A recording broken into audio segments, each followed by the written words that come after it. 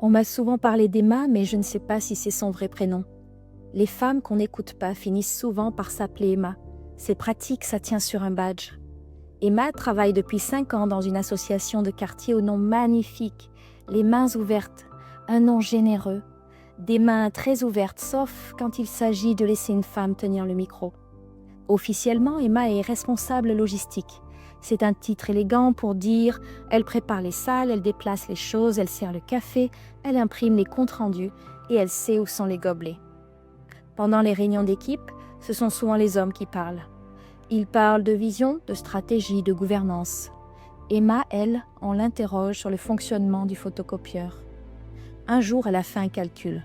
En une seule réunion, on lui avait demandé 7 services, mais on ne lui avait demandé aucun avis. Emma était essentielle, donc invisible. Puis arrive Léo, 30 ans, regard calme, ce genre de personne qui écoute avec tout le visage. Première réunion. Pendant que les hommes parlent, Emma prend des notes, parce que quelqu'un doit le faire et que ce quelqu'un a souvent un prénom féminin. Léo se tourne. « Emma, qu'est-ce que tu en penses ?» Silence. Le genre de silence qu'on n'entend pas souvent. Celui d'une femme à qui on donne enfin la parole. « Moi ?» ?»« Oui, toi. Tu es là depuis 5 ans. Tu connais le terrain mieux que nous. » Alors Emma parle. D'abord doucement, comme si les mots devaient demander l'autorisation de sortir, puis avec assurance, elle raconte les femmes du quartier, les migrantes, les mères isolées, celles qui portent les cartons, les enfants, les soucis, mais jamais les décisions. Elles sont les premières à s'investir, mais on ne leur demande jamais ce qu'elles veulent. On pourrait créer un atelier, un espace où elles décident. Dans la pièce, certains sourcils masculins se lèvent. C'est fou comme les sourcils savent voter sans lever la main. Léo hoche la tête. On le lance la semaine prochaine, tu le coordonnes. Et puis il y a Marc, il y a toujours un Marc. Pourquoi Emma? Elle n'a pas de diplôme en gestion de projet. Elle a 5 ans d'expérience ici, répond Léo. Et c'est son idée. Oui, mais il faudrait peut-être qu'un de nous supervise.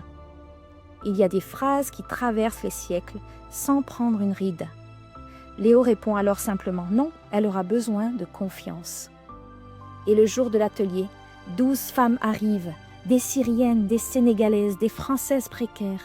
Certaines cherchent leurs mots en français, mais aucune ne cherche ses idées. On parle jardin partagé, cours de langue, groupe de parole sur la solitude. Aïcha explique, on nous donne des colis alimentaires, mais on ne nous demande jamais ce qu'on veut.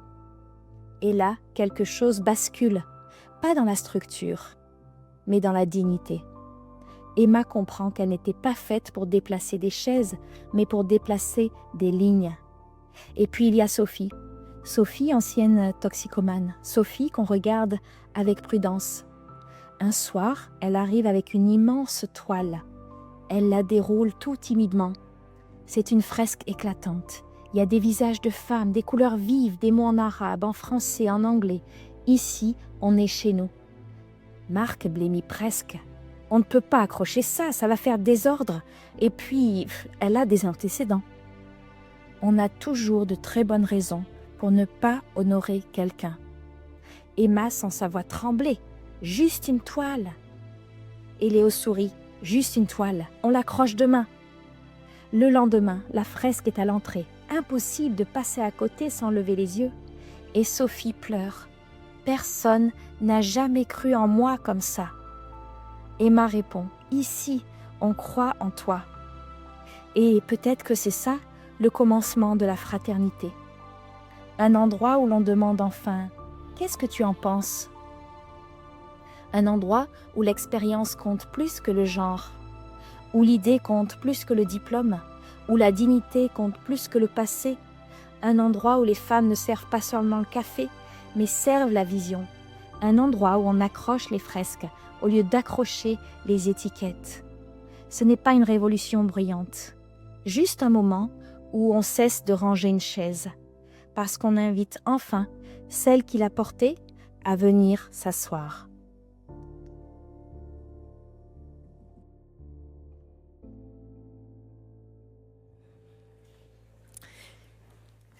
Bonjour les amis.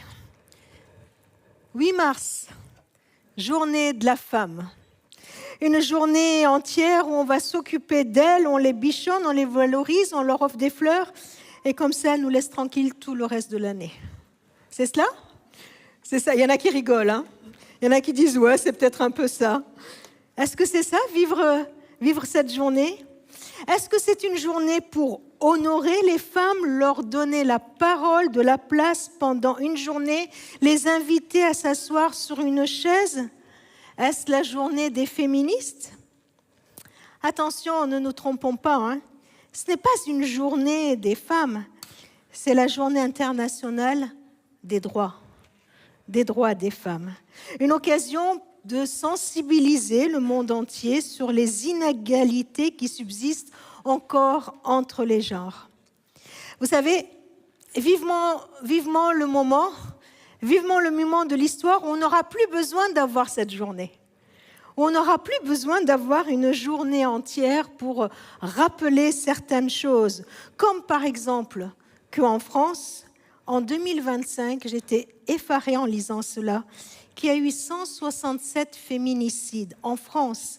C'est-à-dire, un jour sur deux, une femme a été tuée par son conjoint. Sans parler de toutes les autres violences que les femmes peuvent subir. Cette journée, elle existe et elle existera tant qu'il y a encore des petites filles qu'on prive d'études, d'instruction, de formation, parce que ce serait du gaspillage que d'investir sur une petite fille. Tant qu'il y a encore des femmes qui sont privées de décisions, de choix pour leur avenir, de liberté pour leur vie, parce qu'une femme n'a pas son mot à dire, n'a pas d'opinion à donner.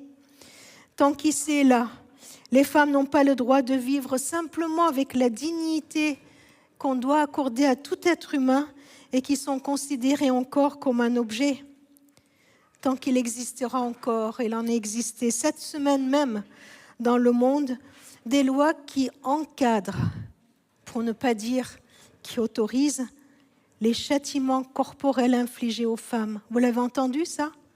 C'est cette semaine que c'est tombé.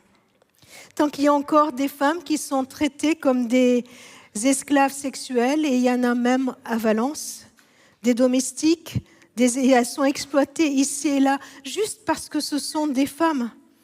Tant qu'il y a encore des femmes qui sont utilisées dans les combats, dans les guerres, et qui subissent cette arme de guerre si efficace qui est le viol, parce que cela détruit non seulement la victime, physiquement, psychologiquement, mais ruine toute sa présence dans sa communauté, dans sa famille. Oui, mes amis, tant qu'il y a encore des faibles, des enfants, des femmes, des faibles qui ont besoin d'être défendus, alors il faut vivre et rappeler cela, et cette journée-là. Tant que nous, les êtres humains, s'amusent à exploiter les plus vulnérables, nous avons besoin de nous mobiliser, même en Église, pour dénoncer, même en Église, surtout en Église, pour dénoncer l'injustice, la violence et réparer. Un pasteur a fait cela. Il fait cela, il continue à le faire. Un pasteur gynécologue, il en a fait son combat, qui lui a valu le prix Nobel de la paix en 2018, Denis Mukwege. Un homme qui répare les femmes mutilées après avoir subi le viol comme arme de guerre. Un homme qui répare les femmes. Il en a fait son combat pour défendre le droit des femmes. En lisant ce titre qui est son livre et cette phrase qui lui a été donnée, cette fonction qu'il lui a donnée, bien sûr, j'ai pensé à notre cher Jésus-Christ. Jésus-Christ, lui aussi, il a été celui qui répare les femmes. Jésus est venu pour libérer les opprimés. Nous avons vu cela il y a 15 jours. Il est venu pour mettre en avant les femmes. Il est venu pour dire, allez les femmes, je suis là pour réparer tous les torts que vous avez subis depuis des siècles, depuis la création du monde. Je suis là pour vous mettre en avant. Vous le savez, depuis 15 jours, nous lisons, depuis 3 semaines maintenant, nous lisons dans l'évangile de Luc, voilà un parcours dans l'évangile de Luc sur la vie de Jésus, un évangile où les petits sont mis en avant, où les vulnérables sont montrés du doigt et Jésus va pour les aider. C'est l'évangile qui parle le plus des femmes. Alors, je vous donne un exercice pour cette semaine. Vous prenez l'évangile de Luc et vous le parcourez et vous notez sur un papier toutes les fois où vous rencontrez une discussion avec une femme ou une référence à une femme. Vous allez en trouver 19, si j'ai bien compté. Et après, la semaine prochaine, vous me direz si vous en trouvez 19 ou pas. 19 références à des femmes, alors que dans les autres évangiles, il y en a 9, 11. Voyez, 19 références. Luc, pourquoi il y a toutes ces références? Parce que l'évangéliste Luc, quand il a vu Jésus dans sa vie terrestre, quand il l'a vu là, en contact avec les uns et les autres, ça l'a tellement marqué de voir sa relation et ces discussions qu'il a eues avec toutes ces femmes, qu'il les a notées. Luc, il a vu les Emma qui sont dans des bureaux qu'on ne voit pas. Lui, il a vu ces femmes et il en parle, il leur parle. Ces Emma n'avaient pas trop la liberté, le droit de donner ses idées parce qu'elle n'était juste une femme et qu'elle ne serait pas écoutée. Peut-être qu'elle ne se donnait pas la légitimité de mener un projet. Luc et Jésus, ils sont là, ils ont été là pour voir tout ce que Jésus a fait pour les femmes. Vous savez, au temps de Jésus, il y a 2000 ans, au temps du 1er siècle dans la Palestine, la situation de la femme était différente de celle en France, bien sûr, mais une situation qu'on peut trouver encore maintenant dans le monde. Vraiment, encore maintenant, on le sait. Au temps de Jésus, la femme était absente de la vie publique, surtout en ville et dans la haute société, où on trouvait les gens les plus stricts, les plus religieux. Quand une femme juive devait sortir de chez elle, il fallait qu'elle cache sa coiffure parce que c'était indécent qu'on voie ses cheveux. Il fallait qu'elle ait sa tête couverte. Et si elle ne l'avait pas, son mari avait le devoir de la renvoyer. On ne pouvait pas parler à une femme, ce n'était pas décent. C'était inconvenant de parler à une femme. Elle ne pouvait hériter ni de son mari, ni de son père. Elle ne pouvait pas être citée dans un procès parce que sa parole, son témoignage n'avait pas d'importance, n'avait pas de valeur. Et puis de même dans la sphère religieuse. Voyez, à 12 ans, on faisait une cérémonie pour les garçons pour marquer leur entrée dans la vie religieuse.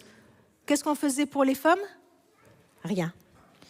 Les femmes et les enfants avaient une entrée séparée dans la synagogue. C'était une honte qu'on entende la voix d'une femme dans l'assemblée. C'était un manque de respect total pour l'assemblée qu'une femme lise la loi.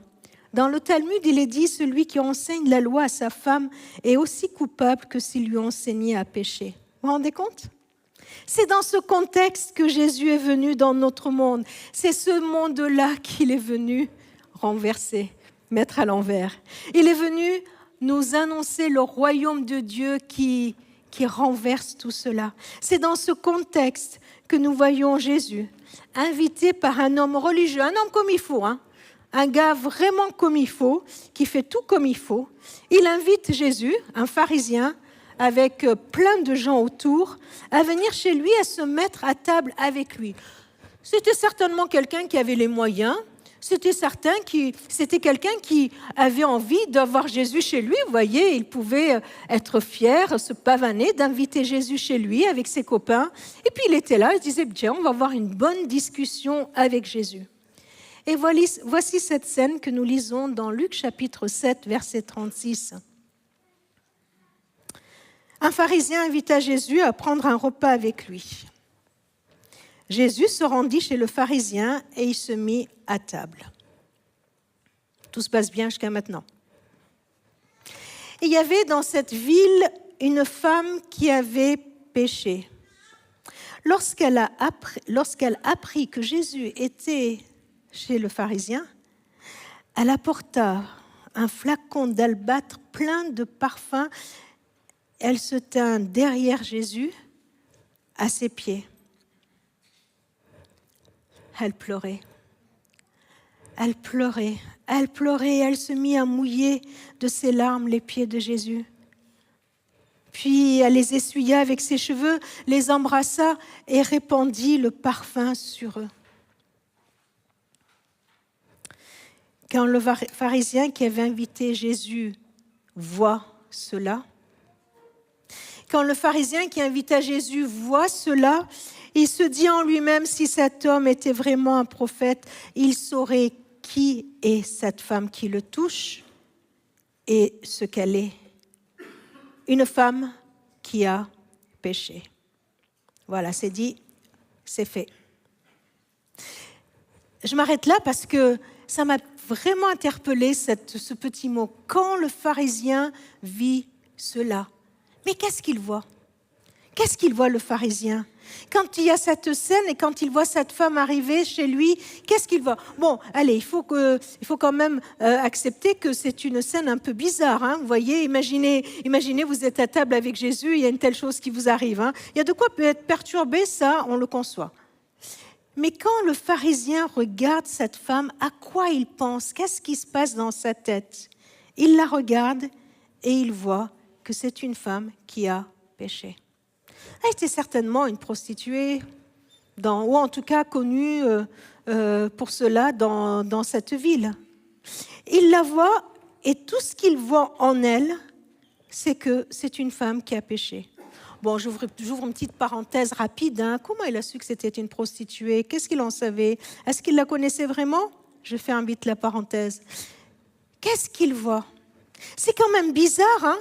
Quand il voit cette femme venir, il ne voit en elle que ce qu'elle a fait. Elle avait péché. Une femme qui a péché. Mais pourquoi il ne voit pas en elle une femme en détresse?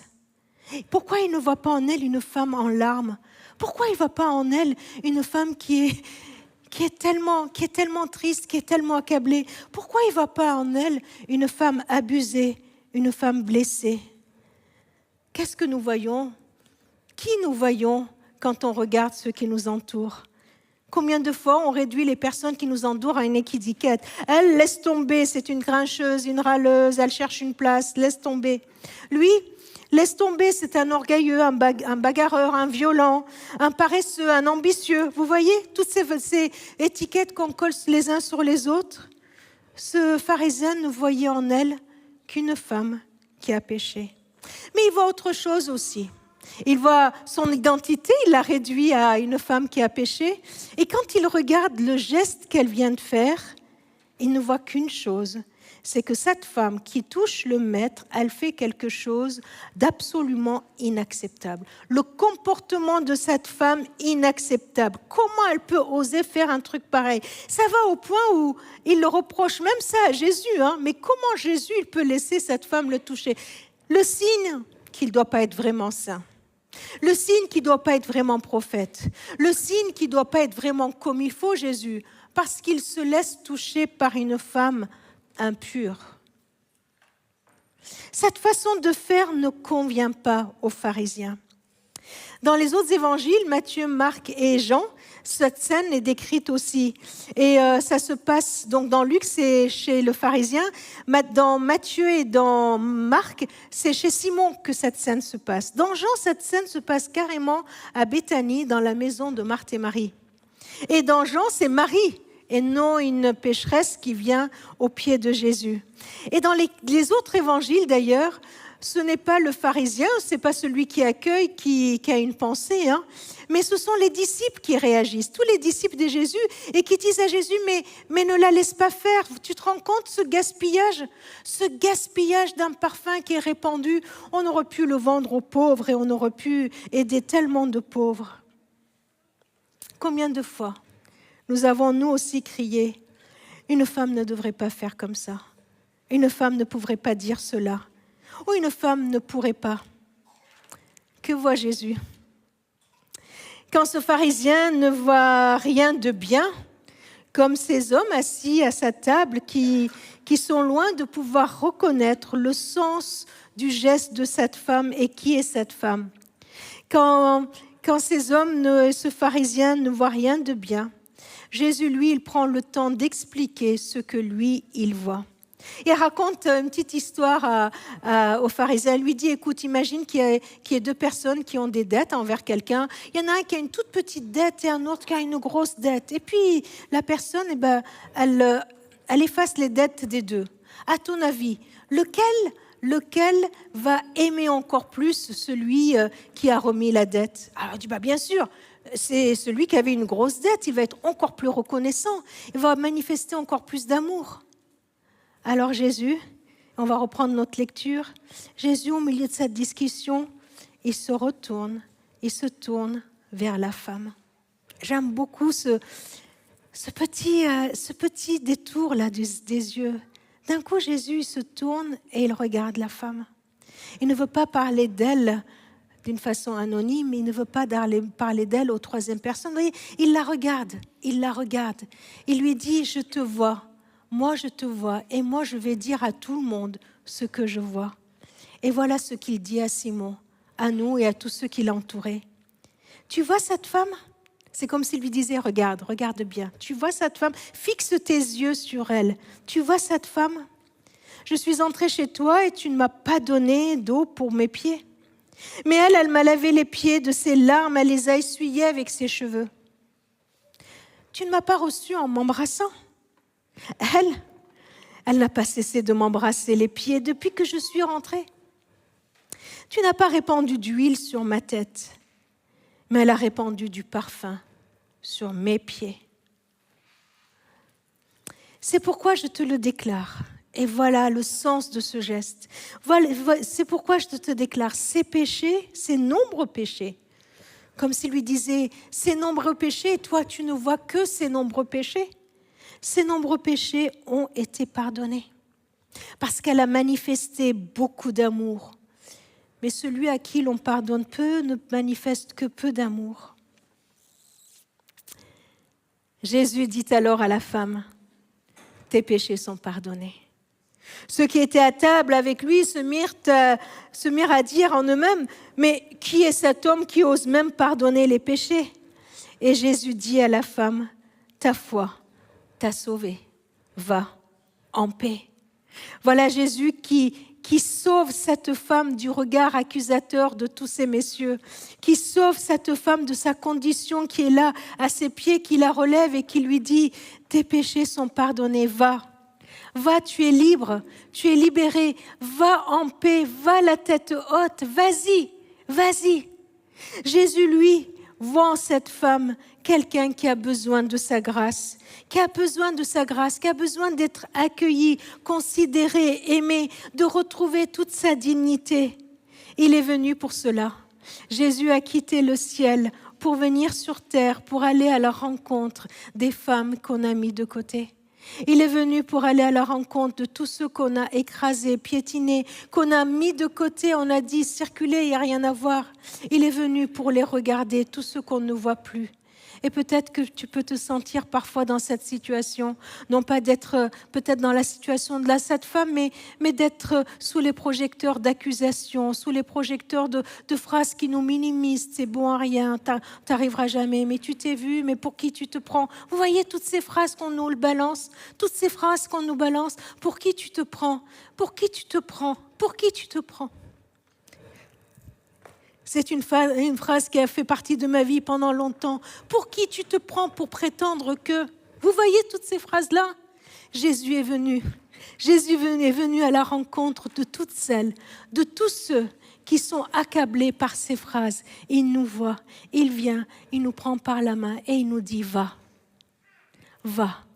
ta foi t'a sauvé. Tu as compris que tu avais besoin de la grâce de Dieu. C'est pour ça que tu as manifesté de l'amour. Va. Ta grâce t'a sauvé.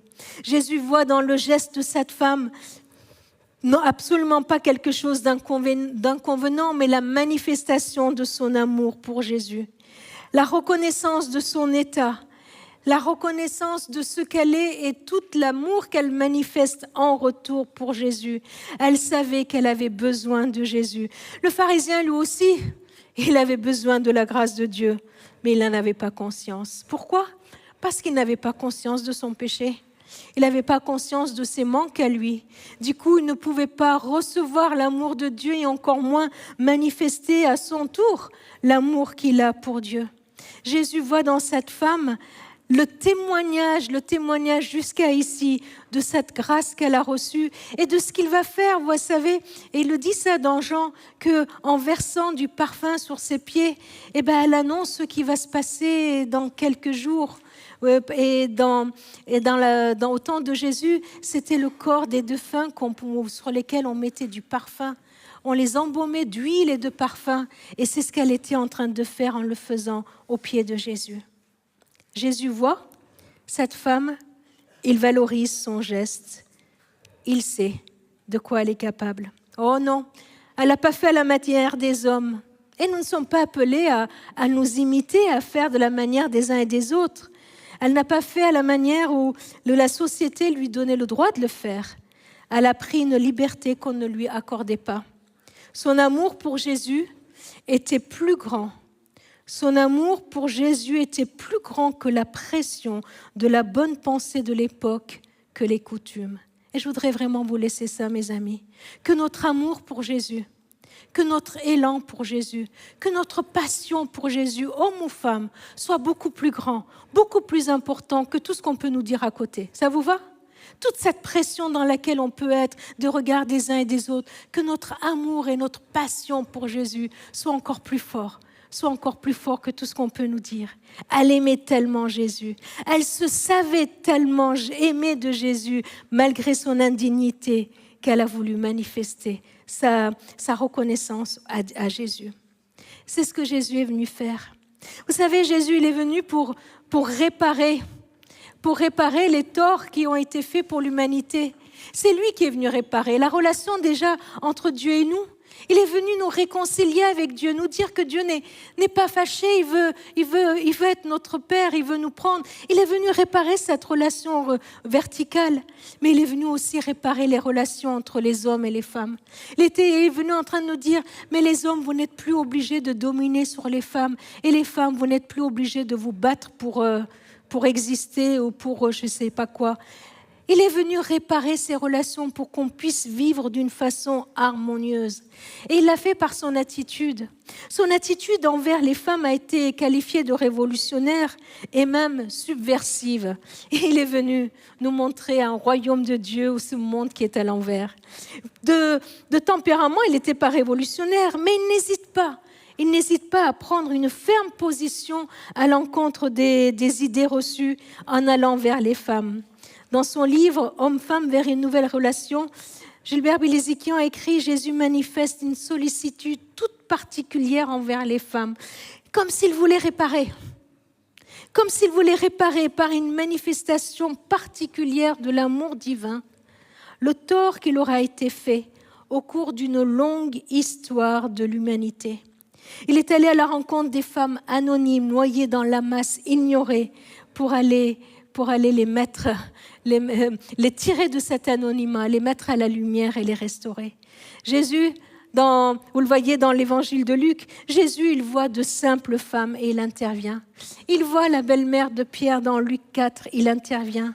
On l'a vu la semaine dernière avec Jérémie, il s'est laissé toucher par cette femme et il est intervenu, il a arrêté quelque chose de super important qu'il avait à faire pour restaurer une femme qui avait une perte de sang.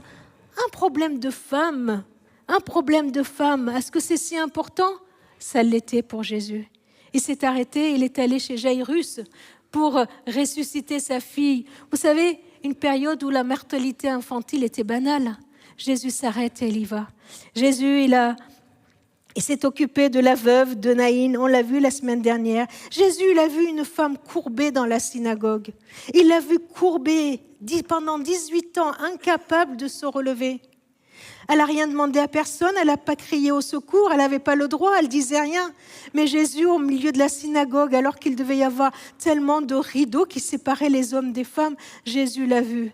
Il a pris le risque, même un jour de sabbat, d'aller vers elle pour la redresser. Peut-être que tu te sens courbé par tellement de soucis, par tellement de choses qui t'alourdissent ta vie. Peut-être que tu te sens courbé par toutes les paroles qui t'ont écrasé.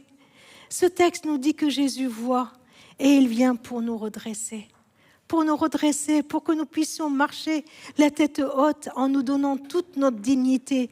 Voilà ce que fait Jésus. Et vous savez, même quand il enseignait, il prenait les femmes comme exemple. Oui, il prenait des femmes comme exemple. Et puis, il n'a pas eu à chercher bien longtemps. Par exemple, dans Luc 4, il prend la veuve de Sarepta comme exemple. Et il dit à ses auditeurs, vous croyez qu'il n'y avait pas d'autres personnes qui avaient des problèmes? Eh bien, Jésus, il a vu cette veuve de Sarepta. Et Dieu a vu cette veuve de Sarepta et il a honoré sa foi. Il prend comme exemple de foi la reine du Midi. Il prend comme exemple de foi cette petite veuve qui vient mettre 2 petites pièces dans d'offrande. Et il la met comme un exemple à suivre. Il dit, vous voyez ce qu'elle a fait?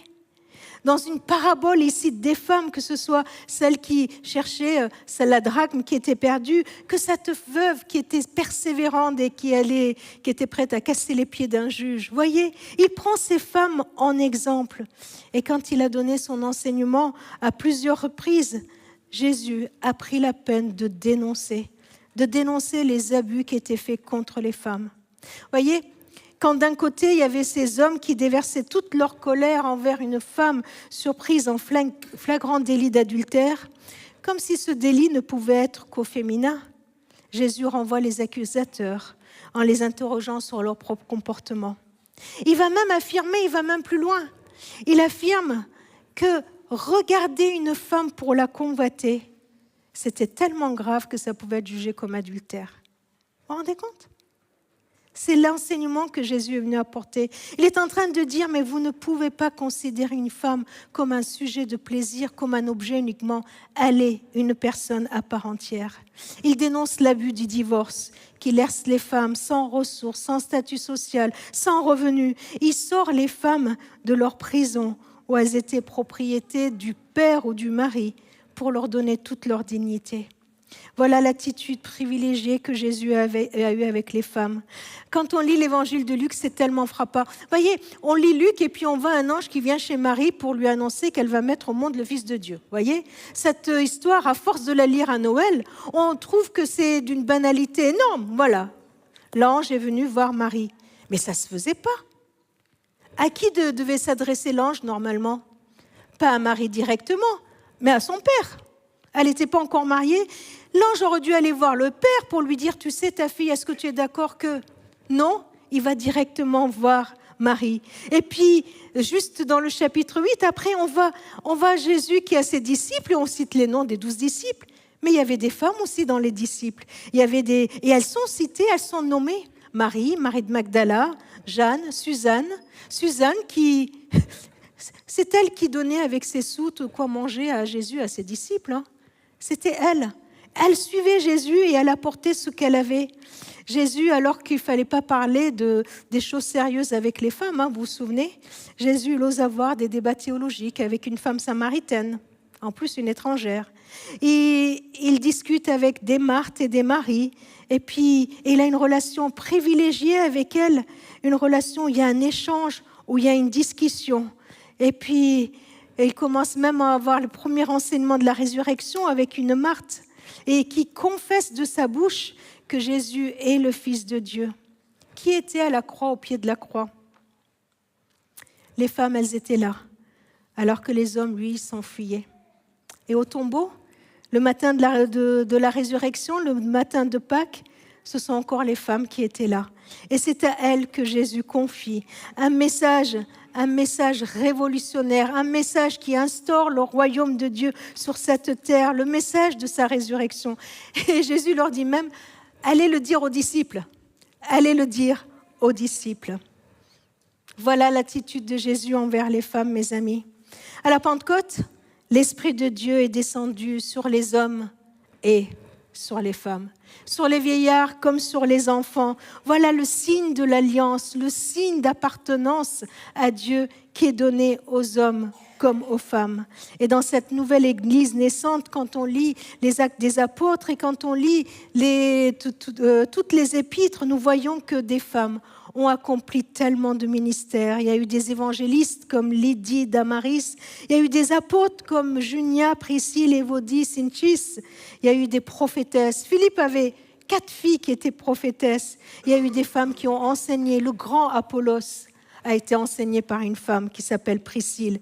Et puis il y a eu des femmes qui ont aidé avec ce qu'elles avaient, comme Tabitha. Et il y avait même une église chez quelqu'un qui en était la responsable de cette église, c'est Phobé. C'est une des pasteurs qui avait dans son sein, dans sa maison, comme toutes les églises à l'époque, une femme comme pasteur. Alors mes amis, que conclure? Surtout pas vivre les femmes. Non, surtout pas. Que conclure? Eh bien, c'est en tant qu'Église, comment on va vivre? Comment on va vivre le royaume de Dieu? L'Église de Jésus-Christ a besoin de réajuster son regard, son cœur. L'Église de Jésus-Christ, mes amis, nous avons besoin de réajuster notre discours et notre action pour les aligner à ceux du Maître. Dans le royaume de Dieu, les Emma, Justin, Fatima, André, Karim, les Théo sont tous créés à l'image de Dieu. Hommes et femmes, nous sommes appelés à nous accueillir mutuellement dans la même dignité, celle qui est donnée par Dieu, la même valeur qui est manifestée par Jésus à la croix. Jésus a donné sa vie à la croix pour les hommes comme pour les femmes, pour les riches comme pour les pauvres, pour toutes les nations. Nous avons la même filiation. Galates 3, vous êtes tous enfants de Dieu par la foi qui vous lie à Jésus-Christ. Vous tous, en effet, vous avez été unis au Christ dans le baptême que vous avez reçu, revêtus de la manière d'être en Christ. Il n'y a plus ni juif, ni païen. Il n'y a plus ni esclave, ni citoyen libre. Il n'y a plus ni homme, ni femme. En effet, vous êtes tous unis à Jésus-Christ. Si vous appartenez au Christ, vous êtes alors les descendants d'Abraham et vous recevez l'héritage. Je crois que les femmes qui ont entendu ça, elles ont dû tomber de leur chaise. Vous avez reçu l'héritage que Dieu a promis. Égalité de valeur, égalité de grâce, égalité d'action envers les hommes comme pour les femmes, égalité de droit devant Dieu. Cette égalité de dignité ne nivelle pas nos différences, ni culturelles, ni sociales, ni de genre, mais nous invite à collaborer, à travailler ensemble, à faire place à l'autre, à écouter l'autre, évidemment, accueillir nos différences comme une richesse et non pas une opposition. Une journée de 8 mars dans le royaume de Dieu, ce ne serait pas peut-être une journée où les femmes sont obligées de manifester pour réclamer leurs droits, mais une journée où ce sont les hommes qui manifestent pour dire aux femmes, nous sommes là pour vous. Ce serait pas mal, non? Nous sommes là pour vous. Nous sommes là pour vous protéger. Et il y a un archevêque de Canterbury, Henri Matthew, qui a écrit « Dieu n'a pas tiré la femme de la tête de l'homme pour qu'elle domine sur lui, ni de ses pieds pour qu'elle soit écrasée par lui, mais de son côté, pour qu'elle soit à son égal, un vis-à-vis, pour qu'elle soit là, tout près de son cœur, pour qu'il puisse la chérir et la protéger. Dieu nous a créés pour que nous puissions être dans une égalité de valeur et de dignité, et pour travailler ensemble dans une complémentarité d'action, une complémentarité de nos richesses, de ce que nous sommes. Une femme n'est pas un homme n'est pas une femme a besoin d'un homme et un homme a besoin des femmes. Vous voyez, nous sommes en complémentarité pour avancer ensemble. Pendant le temps de louange, il y a une petite expérience qui m'est venue en esprit. J'allais à Paris pour des réunions dans une grande manifestation avec beaucoup de chrétiens. Alors comme d'habitude, je fais ma valise et puis j'y vais. Et puis comme d'habitude, ma valise est toujours trop lourde parce qu'il y a toujours les affaires au cas où, vous voyez, au cas où il pleut, au cas où ci, au cas où ça. Alors je tirais ma valise avec mon sac à dos, avec l'ordinateur et plein de livres dedans que je ne lirai certainement pas, mais ils sont là au cas où. Et je prends ma valise et je suis là, je fais dans les métros et tout. Et j'arrive vers à l'arrivée, je sors de la bouche de métro et qu'est-ce que je vois? Des grands escaliers devant moi. Ça arrive souvent, pas d'escalator ni rien. Alors j'y vais, je suis crevée, j'en peux plus. Je prends ma valise et je commence à monter. Et il y a un monsieur qui arrive à côté de moi, qui s'arrête, qui me dit « Je peux vous aider, madame ?» Non, merci. Réflexe tout de suite. Non, merci. Et puis dans ma tête, je me dis, mais qui c'est lui? Je ne le connais pas, je ne l'ai jamais vu. Pourquoi il veut m'aider? Et puis certainement beaucoup d'orgueil du style, mais ça va, je peux porter ma valise quand même. même si elle était aussi lourde que moi. Mais c'est bon, j'ai pas besoin de quelqu'un pour porter ma valise. Je peux le faire. Alors je prends ma valise et péniblement, j'arrive en haut. Et j'arrive en haut, je vois que ce monsieur était là, il m'attendait. Et je lui ai dit, et il me regarde, il me dit, vous ne sauriez pas, j'ai ma tabouillon.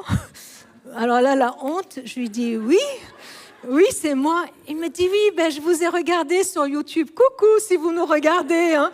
Je vous ai vu et je vous ai reconnu. Moi aussi, je vais à la manifestation, là. Vous voulez pas que je vous aide? Voyez la honte? Pourquoi j'ai refusé? Pourquoi je me sens le devoir ou le besoin de prouver que je peux m'en sortir toute seule? Pourquoi nous refusons l'aide de l'autre? Peut-être parce qu'on a peur que l'autre abuse. Peut-être que parce qu'on est dans des relations qui sont faussées. On a peur que la force de l'autre soit une nuisance pour nous.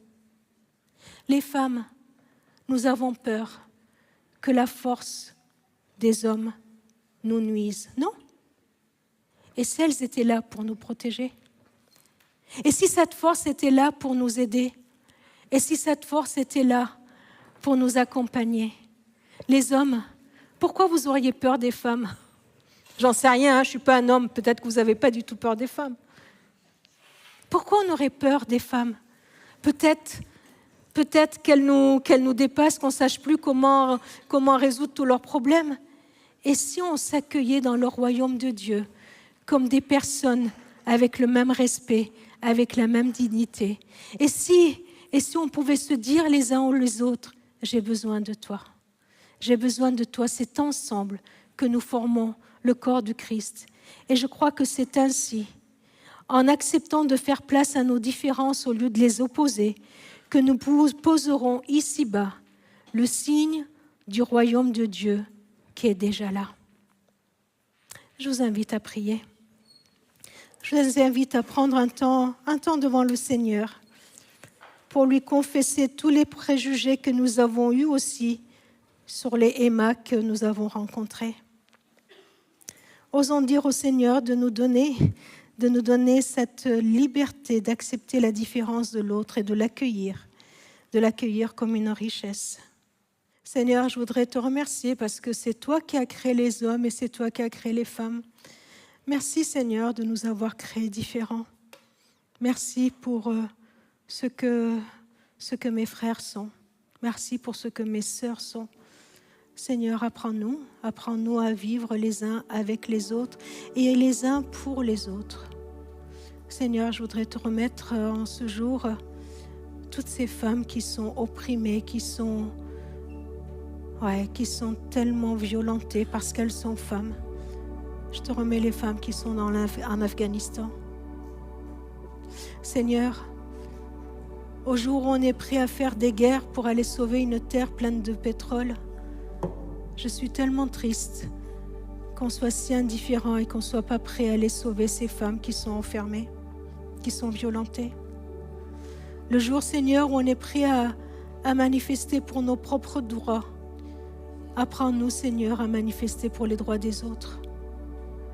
Seigneur, je te prie pour que tu puisses nous aider, nous en Église, à poser les signes de ton royaume, en collaborant ensemble, en nous accueillant et en vivant dans la paix et la joie que tu nous donnes.